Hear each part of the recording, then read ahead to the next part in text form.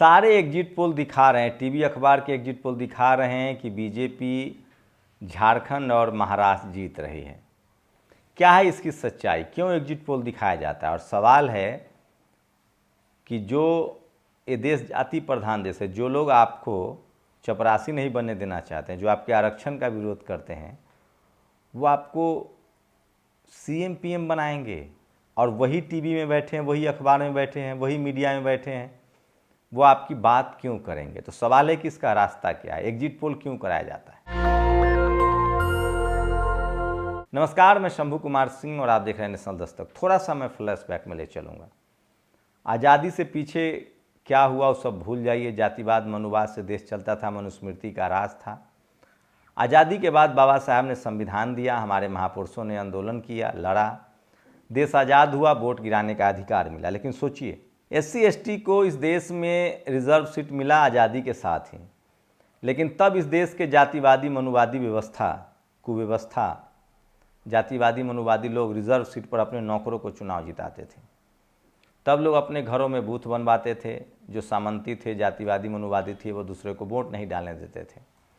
बात आगे बढ़ी, आंदोलन चला, फिर इस देश में जगदेव बाबू जैसे नेता आए, मान्यवर साहब जैसे नेता आए, जननायक कर्पूरी ठाकुर जैसे नेता आए, देवीलाल जैसे नेता आए, चौधरी चरण सिंह जैसे नेता हुए। उसमें कुछ जयप्रकाश का भी नाम लेते हैं, जयप्रकाश नारायण, और कुछ लोहिया का भी नाम लेते हैं। रामस्वरूप वर्मा जैसे लोग आए, फिर सोनीलाल पटेल जैसे नेता आए। धीरे धीरे आंदोलन बढ़ा और 90 के दशक तक दलित, पिछड़े, आदिवासी, किसान, अल्पसंख्यक बात करने लगे। ओबीसी की राजनीति शुरू हो गई, मंडल कमीशन की सिफारिश लागू हुई। यहीं पर कांग्रेस को लगा, मान्यवर साहब का नारा गूंजने लगा, वोट हमारा, राज तुम्हारा, नहीं चलेगा नहीं चलेगा। जगदेव बाबू का नारा था 100 में 90 शोषित है, 90 भाग हमारा है, जल जंगल जमीन पर अधिकार हमारा है। मान्यवर साहब ने कहा एसपीडीएम आरक्षण से लेंगे, एसपीडीएम वोट से लेंगे सीएम पीएम। फिर कांग्रेस में बैठे मनुवादी लोग सचेत हो गए और उन्होंने ईवीएम ले आया। और ईवीएम के दम पर जब दलित पिछड़े वोट डालने लगे तो ईवीएम के दम पर गड़बड़ी होने लगी। आज उसी की फसल बीजेपी काट रही है। अब सोचिए, अब सोशल मीडिया आ गया है, अब दलित पिछड़ों को मुख्यमंत्री बनाया जाने लगा है। कांग्रेस थी तो लंबे समय तक एससी एसटी ओबीसी के लोग मुख्यमंत्री नहीं बनते थे। एससी एसटी रिजर्व सीट पर चुनाव जीते थे, ओबीसी के लोग की कोई नाम लेने वाला नहीं था। लेकिन धीरे धीरे राजनीति बदल रही है। उसके बाद ईवीएम आ गया। ईवीएम से 10 साल कांग्रेस रहती है, फिर बीजेपी रहती है। बामसेफ कहती है कि दोनों में अंदरूनी समझौता है। लेकिन अब धीरे धीरे लोग खेल समझने लगे हैं, एससी एसटी ओबीसी के लोग खेल समझने लगे हैं। लालू यादव ने लंबा राज किया, तब चुनाव आयोग बड़ा ईमानदार हो गया था। टीएन शेषन उनको राजनीति में बाहर कर दिया गया। सुप्रीम कोर्ट का फैसला आ गया, जिसको सजा हो जाएगी उसको राजनीति से बाहर कर दिया जाएगा। तो ये तमाम षड्यंत्र प्रपंच रचे जाते हैं, लेकिन सबसे बड़ा प्रपंच है ये ईवीएम। सोचिए, एग्जिट पोल आपको इसलिए दिखाया जाता है कि चुनाव के नतीजों के दिन तक आपका दिमाग जो है वो तैयार हो जाए सहने के लिए कि भैया एग्जिट पोल ने दिखाया था फलाना पार्टी जीत रही है। अगर एग्जिट पोल से ही देश चलता तो एग्जिट पोल से ही पहले बुलवा दिया था कौन जनता की राय क्या है। चुनाव मत करवाइए। मैं फिर कह रहा हूँ, जब तक ईवीएम है और जब तक जातिवादी मनुवादी मीडिया का तो काट निकल गया है। अब एससी एसटी ओबीसी के लोग बिल्कुल टीवी अखबार पर भरोसा नहीं करते हैं, लेकिन आपके दिमाग में फीड किया जा रहा है कि ईवीएम की गड़बड़ी नहीं है, तमाम गड़बड़ियाँ नहीं। आज यूपी में सब ने देखा कैसे दलितों को वोट डालने से रोका गया, मुसलमानों को वोट डालने से रोका गया, पिस्टल तक टाने गए, 7 पुलिसकर्मी सस्पेंड हुए हैं। एक दर्शक ने मुझे बताया कि ईवीएम खराब होता है वोटिंग के समय, लेकिन काउंटिंग के समय कोई ईवीएम खराब नहीं होता है। टेस्टिंग तो पहले भी होती है, इसलिए क्योंकि जहाँ भी दलित पिछड़े वोटर हैं वहाँ नाम उनका काट दिया जाता है, वोट नहीं गिराने दिया जाता है। तो आज भी तमाम साम दाम दंड भेद चल रहा है, चलता भी रहेगा, लेकिन धीरे धीरे ही सही। लोकतंत्र की चक्की महीन पिसती है, बाबा साहब का संविधान है, एक समय आएगा। लेकिन अब ये स्थिति तो बन गई है, आपके लड़ने से, भिड़ने से, बोलने से, पढ़ने लिखने से स्थिति बन गई है कि कांग्रेस हो या बीजेपी हो, बगैर एससी एसटी ओबीसी के बात की हुई राजनीति नहीं बनेगी। महाराष्ट्र झारखंड में आपको मुख्यमंत्री तो एससी एसटी ओबीसी ही देना पड़ेगा, इसमें तो कोई दो मत नहीं है।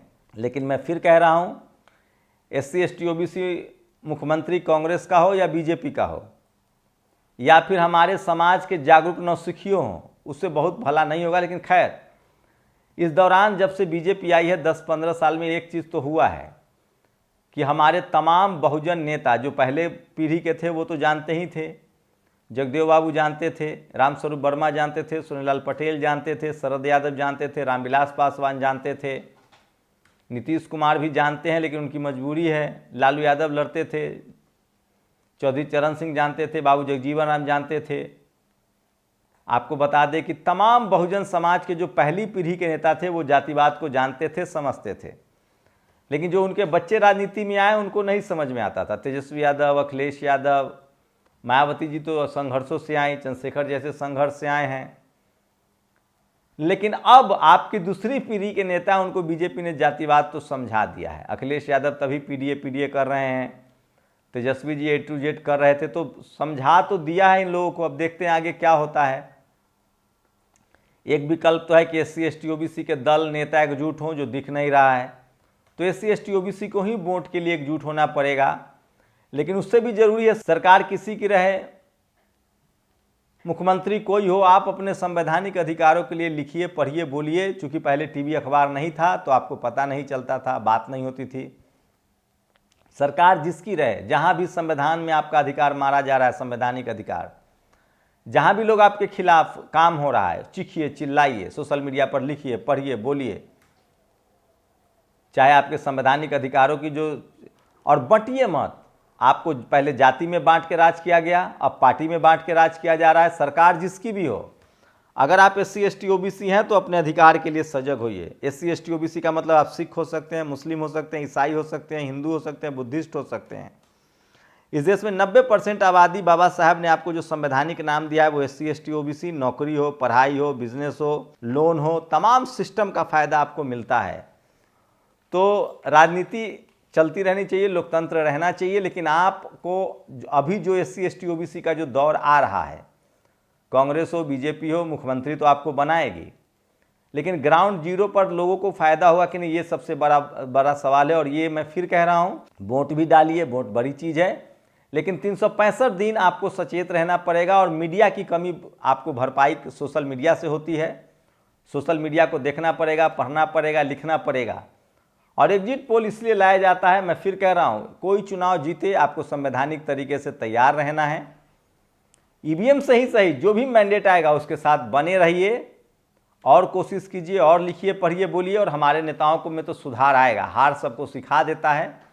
हेमंत सोरेन भी सीख रहे हैं, अखिलेश यादव भी सीख रहे हैं, तेजस्वी यादव भी सीखेंगे, चंद्रशेखर भी युवा नेता हैं, आकाश आनंद भी युवा नेता हैं। तो बहुजन समाज के नेताओं को भी समझना पड़ेगा कि इस देश में जातिवाद के अलावा और कुछ नहीं है। और जब तक SC ST OBC के लोग यूनाइट नहीं होंगे, आपस में लड़ते रहेंगे, वो एक दूसरे को सम्मान नहीं करेंगे, पॉलिटिकल पार्टी जुटे ना जुटे, समाज के तौर पे जुटना होगा। नहीं तो आपको बांटने के लिए ये फूट डालो राज करो जातिवादी नीति है, मनुवादी नीति, अंग्रेजों की नीति नहीं है। तो आपको लगातार कोलिजियम सिस्टम के खिलाफ लिखना पड़ना होगा। हाईकोर्ट, सुप्रीम कोर्ट में आपकी नियुक्ति हो।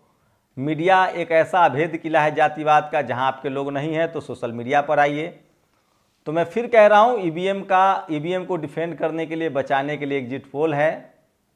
और एक बात है कि धीरे धीरे पढ़िए, लिखिए, लोकतांत्रिक तरीके को बनाए रखिए। वक्त लगेगा, लोकतंत्र की चक्की महीन पीसती है, लेकिन पीसेगी जरूर। अभी तो ये हो गया है कि SC ST OBC का ही CM देना पड़ेगा, चाहे कांग्रेस हो या बीजेपी हो। आगे आने वाले समय में जब हमारी नस्लें और पढ़ेंगी, लिखेंगी, संवैधानिक अधिकार के लिए आवाज़ उठाएंगी, तो हमें हमारा संवैधानिक अधिकार मिलेगा। संविधान हम सबको बचाएगा अगर हम सब ने संविधान को बचा लिया। शुक्रिया। नेशनल दस्तक की आपसे गुजारिश है कि अगर इसको बचाना चाहते हैं तो नेशनल दस्तक को सब्सक्राइब करने के लिए रेड कलर के सब्सक्राइब बटन को दबाएं, फिर बेल आइकन की घंटी दबाएं। नेशनल दस्तक को बचाने के लिए बहुत जरूरी है कि हर खबर को शेयर करें, लाइक करें, कमेंट जरूर करें।